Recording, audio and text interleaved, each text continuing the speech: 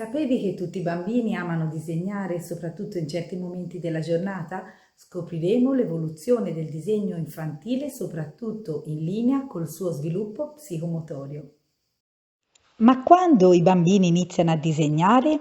All'età di 12 mesi è l'età in cui indicativamente il bambino prende in mano per la prima volta una matita colorata e con grande stupore si accorge che lascia traccia sul foglio. È un gesto inconsapevole, il bambino scopre per caso che può lasciare un segno. Da questo momento il disegno per lui diventerà un gioco e lo sviluppo della capacità grafica è parallela allo sviluppo della capacità cognitiva. La coordinazione occhio-mano si sviluppa poi in seguito. Il punto dove il bambino inizia a disegnare diventa dunque fondamentale. Se il bambino disegna nella zona centrale del foglio, dimostra il naturale egocentrismo, dimostra gioia, felicità e benessere perché si sente al centro dell'attenzione. Se il bambino disegna in una zona periferica del foglio, dimostra invece insicurezza e stranità verso l'ambiente. È come trattenuto e frenato nell'esternare i suoi sentimenti. Se tende invece a scarabocchiare a sinistra, dimostra il bisogno di essere ancorato al passato, quando era ancora per esempio nella pancia della mamma. Se tende invece a scarabocchiare a destra, dimostra una crescita, un'apertura verso il mondo e sicuramente vuole sperimentare l'amicizia. Ad esempio, da 0 a 2 anni è la fase dello scarabocchio casuale, con movimenti motori senza controllo. È un vero e proprio piacere, potrei dire, sensoriale. E considerate che per il bambino è una pura scarica motoria, quindi non intenzionale e si muove generalmente in direzioni diverse. Poi abbiamo la fase dello scarabocchio controllato, un'attività diciamo di coordinazione motoria e coordinazione occhio-mano. In questo caso il bambino è capace di disegnare forme circolari, anche chiuse e staccate tra di loro. E è la prima autoespressione del bambino che si sviluppa all'età di 2-3 anni. È uno scarabocchio praticamente controllato con gesti più coordinati e inizia a fare delle forme semplici alle quali dà anche un'attribuzione, un significato. Nel periodo di 3-4 anni si parla della fase preschematica in cui il bambino esegue le prime figure umane semplificate, fate conto all'inizio fra un omino tipo come se fosse un girino, e inizia a selezionare diciamo anche dei colori.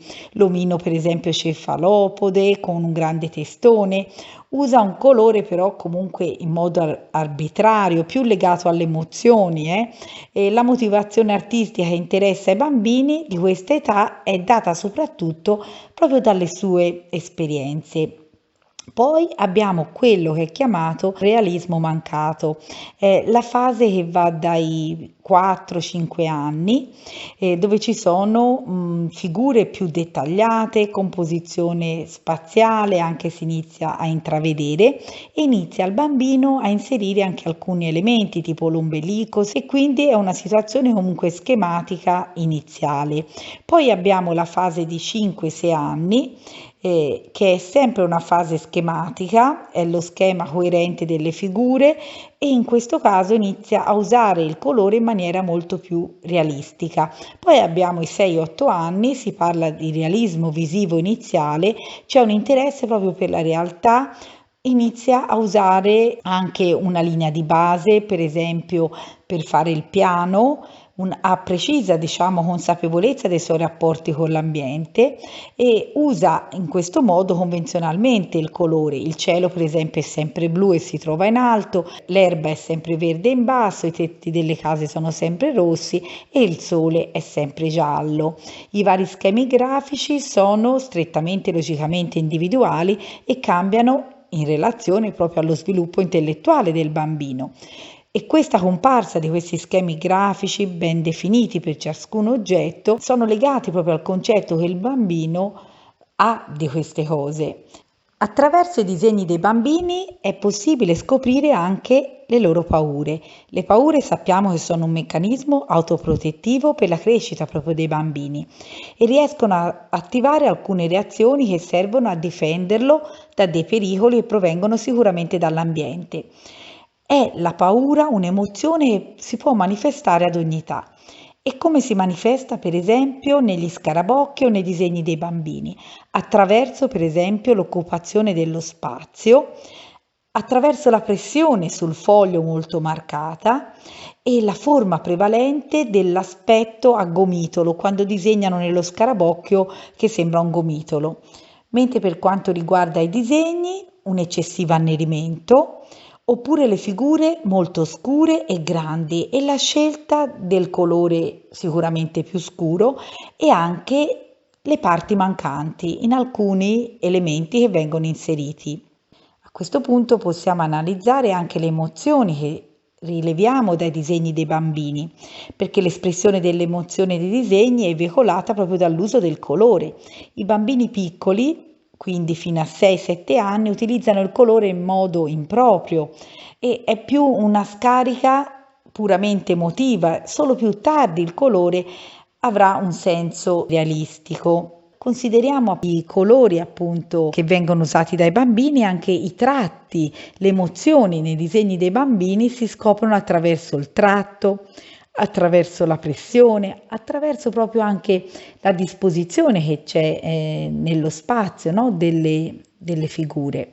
Considerate che in generale il preferire un determinato colore o utilizzarlo in prevalenza si può capire un bambino, si può cogliere diciamo in un bambino gli aspetti della sua personalità. La persona per esempio che preferisce o che utilizza nei disegni prevalentemente i colori caldi, tipo il giallo, il rosso, è sicuramente una persona estroversa, fiduciosa nelle sue capacità, è una persona allegra, tendenzialmente socievole. I colori freddi invece sono utilizzati da persone introverse, poco fiduciose, più timide e anche più tristi. E quindi qual è il significato dei colori nei disegni dei bambini? Qual è il significato, per esempio, psicologico della scelta di alcuni colori? Vediamo subito. Se il bambino tende a scegliere il giallo, è il colore del sole, indica il desiderio di comunicare, la gioia, il bisogno di novità, un'apertura veramente a tutto ciò che è nuovo. E quindi tutte le persone che preferiscono il giallo sono persone dinamiche, aperte, vivaci. Pensate poi invece al colore per esempio rosso. Il rosso è il colore del sangue, simboleggia la passione, l'amore, il calore, ma è anche il colore della guerra, è un colore molto stimolante e la persona che lo sceglie è molto vivace, è molto impetuosa, è il colore proprio delle emozioni, potrei dire veramente forti. E allo stesso modo si può dire l'arancio, è un colore positivo della vivacità, della socievolezza, della padronanza di sé e chi ama anche indossare l'arancio esprime un'estroversione, un'apertura nei confronti degli altri, oltre a una vivacità. Il rosa, per esempio, simboleggia la femminilità, la gioventù, l'ingenuità, la stessa valenza psicologica del rosso, però un po' più attenuata. Prendiamo per esempio altri colori. Pensate al viola, è il colore della sensibilità del bambino inserito in un contesto che è comunque regolante. I verdi sono i colori della vegetazione, della natura e indica un equilibrio, una compostezza, una costanza, è il colore proprio della calma, della tranquillità e la persona che sceglie il verde è matura, è perseverante. Per quanto riguarda il blu è il colore del mare e del cielo, indica proprio una riflessione, una spiritualità, ma anche una malinconia e anche un po' di introversione. La persona che lo predilige è quindi una persona comunque calma e tranquilla. Poi possiamo avere anche il colore marrone, che è il colore della terra, e indica più concretezza, una maturità, una materialità comunque. La persona che sceglie il marrone è pratica, è una persona concreta. E arriviamo poi per esempio al nero. Al nero è il colore della notte, del mistero, del lutto, della morte, ma anche della trasgressività, della ribellione, della combattività, del bisogno di uscire dagli schemi. Sia nero che grigio, se sono utilizzati in eccesso, soprattutto nei disegni dei bambini, indicano una malinconia, una difficoltà con l'ambiente e anche una depressione.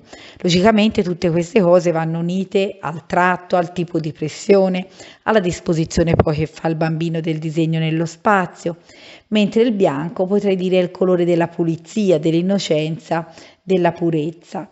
Quindi attraverso proprio tutti questi elementi siamo in grado di capire quali sono veramente le emozioni veicolate dai bambini, ma anche in base alla scelta dei colori che noi amiamo, che amiamo indossare, trasmettiamo agli altri anche la nostra emotività attraverso proprio l'uso del colore che abbiamo scelto.